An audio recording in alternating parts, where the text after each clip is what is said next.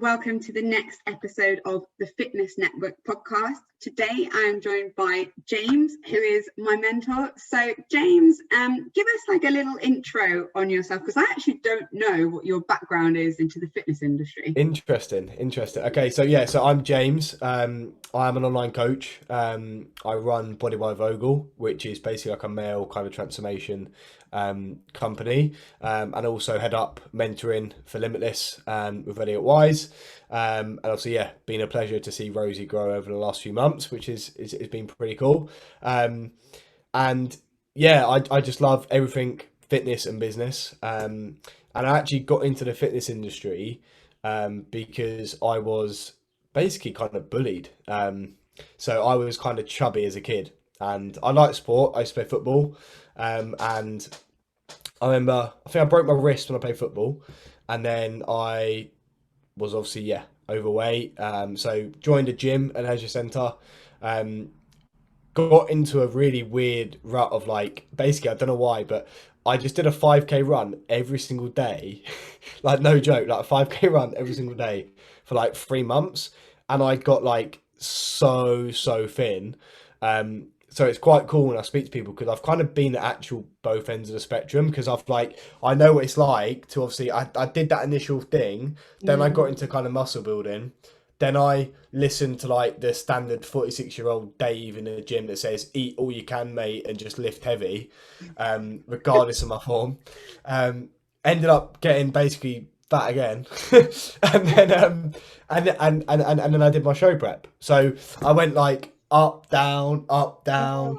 And then to be honest with you, like since my last show, I've never really been out of shape. I've always stayed around the kind of 75, 76 kilo mark, but I've just kind of got stronger, enjoyed myself. And I know I went off there, but that's how I got into fitness. No, that's really interesting. Okay, and then how did you get into the mentoring side of things? So to be honest, I've always been obsessed with business. Like I remember when I was 12, this is going back. So when I was 12, I used my Christmas money to buy a bulk lot of Fred Perry polo shirts. And I sold them for like triple the money. And I was at that point, I think my mum and dad said, like, you're not going to be normal, if you know what I mean. So so I did that, just like loved business, and kind of got into online coaching, obviously, for about, I think I've been online coach for about 4 years now.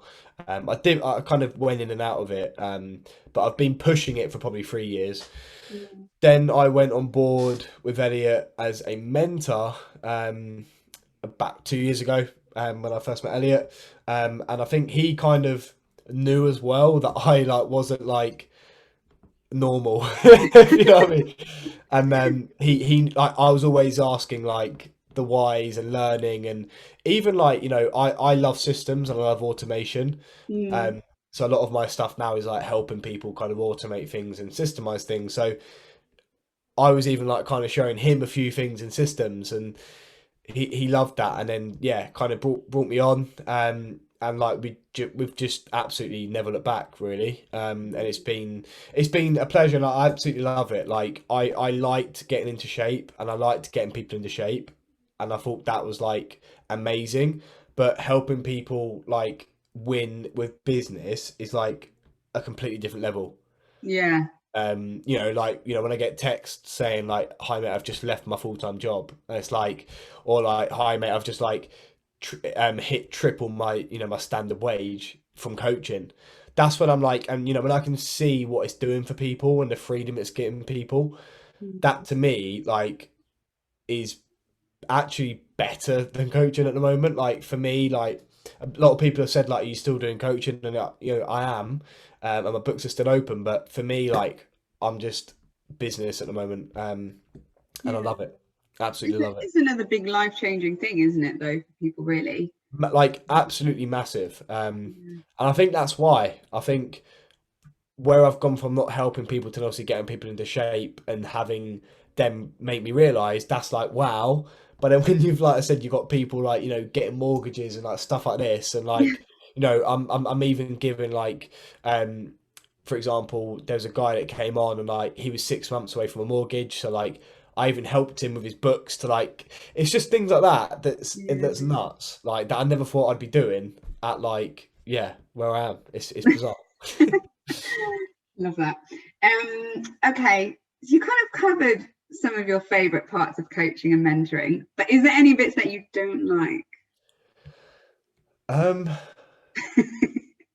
I don't like clients that don't check in on time.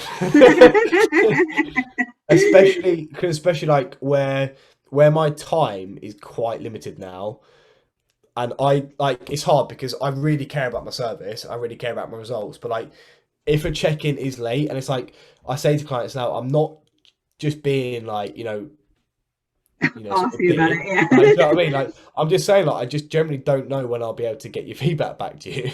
Yeah, because you've allotted that time for Yeah, them. and that's it, and especially because I have free check-in days, so it's like if I don't get it on that check-in day, it's then like everywhere.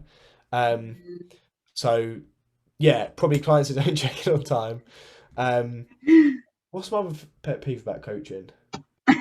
I had one the other day, and I was speaking to someone about it. Um, That is a big pet peeve, like check-ins. So I'd agree. I think it is mainly just that, and it's like, and also actually, also when a check-in form has like nothing on it, you know when it's Yeah, like what do I even say? What do I even say to that? yeah. Well, And yeah, it's like, it's we're paid to help people. yeah. So tell us that to help you. Yeah, so like tell us. I want to know everything. Yeah, I agree. I think people don't kind of realize that though. I don't think they think about it until they've been coached a while, and then they realize the Yeah, difference it makes by saying that. I think. yeah. Because I guess for some people it's like, when I've had a good week, Yeah, and I'm like, I know you've had a good week, but I just want to know if there's anything that probably wasn't good that we can change. yeah, of course. Okay, and what are your tips for somebody who wants to become a coach? I would say best tip is to just really, really utilize what we've got at like our hands right now. So in a sense of like the stuff going out on Instagram, the member sites and stuff like that. Like I did my level 3 PT when I was Mm, 16, so about 8 years ago now. Um, and it is just crap. Like the level 3 is just absolutely crap. It literally, if I was to do the level 3 tomorrow, it would tell me that to build muscle, I need to do 12 to 15 reps. yeah, And if I didn't do 12, 15 reps, then I wouldn't grow. That's literally what it says. yeah, Um, so I would say like you have to do like the level 2 and 3. Obviously, if you want to be a PT and stuff, then do it. But you can learn so much information that's more valuable online now than you can by actually paying like an accredited company yeah, to actually be qualified, which I think is shocking, to be honest. yeah, But I would say just soak up anything that you can, and also take on people for free. Always take on people for free because you might not actually like coaching. It isn't everyone's cup of tea. yeah, yeah. That's my mum's always said that. She said, find out the things that you don't like as much as the things that you do like. Yeah, yeah. What would you say to someone that wants to get into coaching?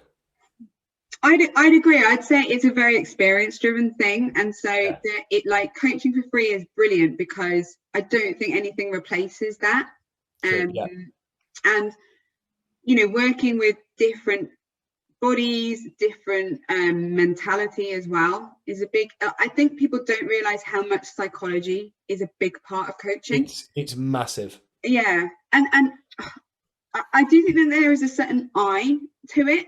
Like maybe not, yes, with lifestyle as well, but in particular prep, like you have to have an eye for a physique because otherwise you won't see that it looks different if you've put in Yeah, set amount of carbs or yeah, you've done something like that. I think there is that, like all of those sides of it, and you've got to like all of those things as well and find that interesting.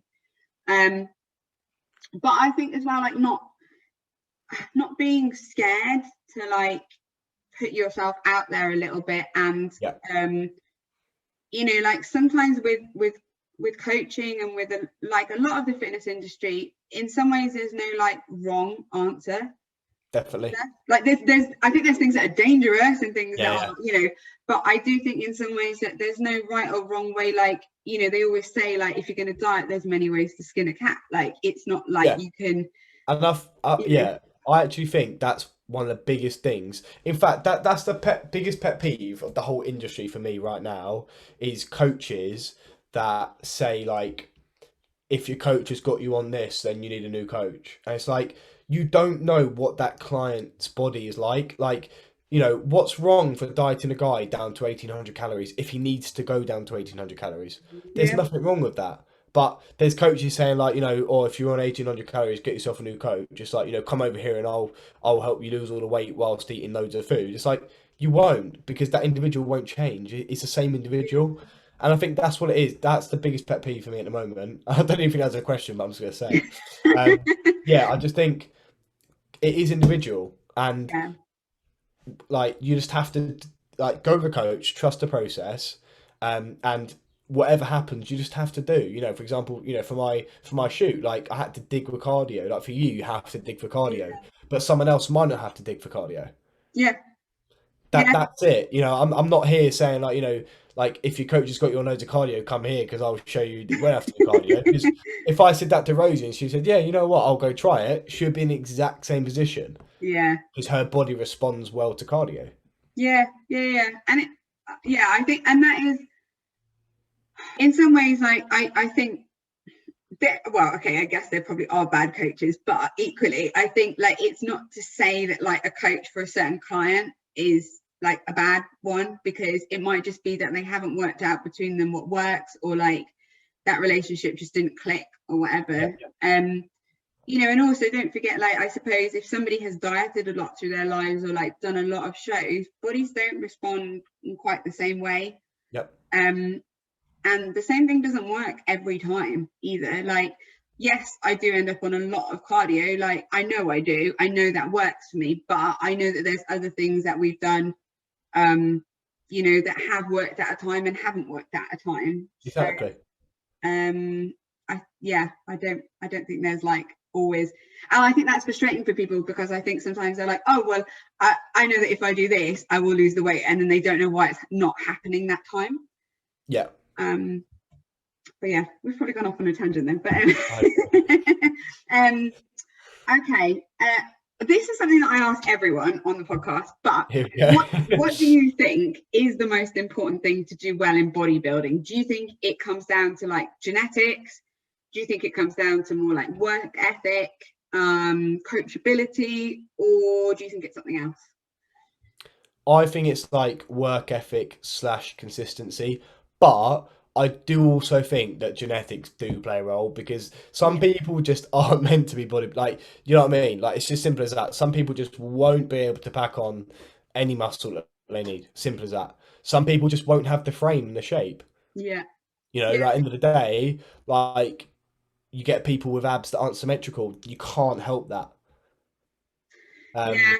And where So your muscle insertions are and stuff like that, like yeah, some like people are much different, like roundier and yeah, like for example, for me, like I've actually, like, you can't actually see it in any shots, but like for example, part of my chest is like a tiny bit of my chest is like in, so it's like it isn't symmetrical, and I think a lot of people are like that, but yeah, I think genetics play a tiny part, but I think it's mainly work ethic and consistency, because I don't think people realize what you have to do day in, day out, 365 days a year for probably 4 or 5 years to actually be like good.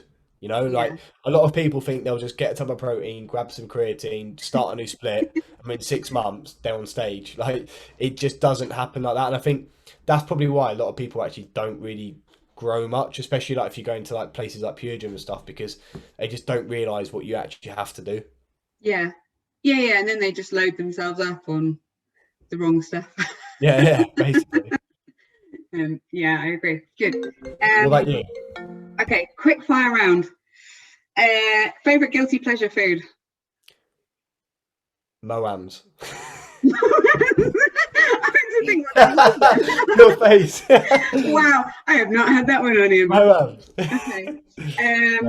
I had Battenberg. That was a funny one once. What favorite place you've been in the world? God, probably New York. Yeah. Okay. And do you have a greatest of all time bodybuilder? Oh, They can be in any category. I'm not. any category. Yeah. I'm gonna say I really like that Wesley Vissers. Oh, do you? Yeah, like Oh. his physique is just like it blows my mind every single time I see it. I saw him in person at my Germany show. No way. Yeah. Oh my God. Yeah, I think he did. He won because they had a pro class there, and he won. Oh Um, wow. in Germany, they treat them like they're gods, like they're rock stars. I Yeah, bet. they came out into the crowd. They went round. Yeah, yeah, Oh my God. yeah. It was amazing. It was yeah. So yeah. I know what you mean. He's like, yeah, he's good. He literally looks like Arnold, but isn't Arnold. Yeah, Basically. yeah, yeah. I mean, it's great. Like the pros in person are so crazy. Yeah. Like, I didn't even think that people could be like that. But That's why I'd love to go to like a Mr. O. yes, I know. It's on my list. What what's your guilty pleasure food? Oh God, it would be anything that's sweet. Yeah. That to be fair, that's like me. I'm not really. Post show, I have a thing about like donuts with something in the middle. It's like it's Yeah. something about the texture of it being like squishy. I don't know. Or like Shall I tell you what I had? brownie. Everyone always says like, what did I have post show? And I'll also say what I had post shoot as well. So post show, I got back from the St Albans Arena or whatever it was, Oh yeah. Miami Pro 2018, and I had a ham, cheese, and pickle toasty. I just didn't fancy like when you just fancy something like you haven't had in ages. Yeah. I'm like that. Like for example, after my shoot, I wanted spaghetti bolognese, but I didn't want anything like mad. It's weird. I just wanted stuff that I hadn't had in a while. I think bread is a big deal after shows because it's something that you don't tend to have on prep. Yeah, And a sandwich is like, I don't know. Yeah, it's good. a toasted sandwich just hit. It hit. Is that followed by then a donut or something? Yeah, and then came the rest. To be fair, I actually had I had a Reese's. Do you remember when Krispy Kreme did them Reese's donuts? Yeah. To me, it didn't even taste like Reese's. No, but it's still a So donut. I actually had it, and I was like, that was just not worth the 18-week prep. Oh, they did do a good one there a couple of years ago. Like 2 years ago. I think it did have some kind of peanut butter or something. Oh, really? The best one I had was the Biscoff one. Dangerous. Yeah. It's unreal. It's like Really? I'm not on all that hype. I'm not on the Biscoff hype. I mean, I'll have it, but I'm not like it's not like Marmite to me. I'm in the middle. But if it is a Reese's, then I will have it. I don't blame you. Yeah. We're still going to food here. All the best stuff. See, that is why we bodybuild, because we want to eat the food. Really. Exactly. We train hard and we eat hard too. Exactly. So how many days left have you got of your self-isolation now? I'm out Sunday. Woo! So yep, Sunday I'll be doing everything I possibly could have done in this last week in a day. It's annoying because I actually had so much planned as well. You've got to cram it all into that Sunday now. I actually have. Oh dear. Oh well, as long as it's all negative, then it's well, thank you very much for coming on. My absolute pleasure. Thank you for having me. And if anyone wants to get in touch with you for like coaching and mentoring, how do they get hold of you? So drop me a DM on Instagram. Obviously follow me, Body by Vogel, VOGLE, because a lot of people get it wrong. I'll yeah, perfect. Cool. All right. Well, thank you. Thank you. It's been a pleasure. And catch up very soon. Thank you. Thanks a lot. Bye. Bye.